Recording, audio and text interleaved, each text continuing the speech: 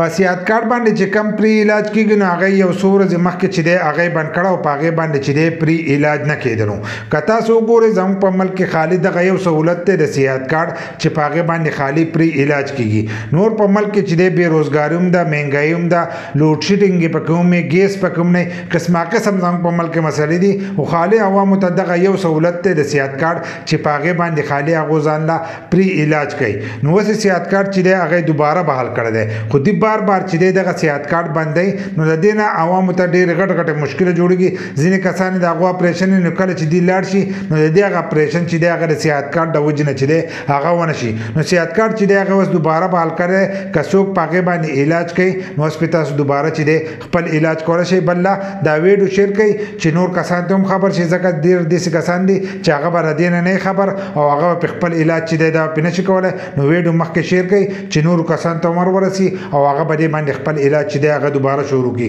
نو صحت کارت چې دی هغه دوباره بحال شوی دی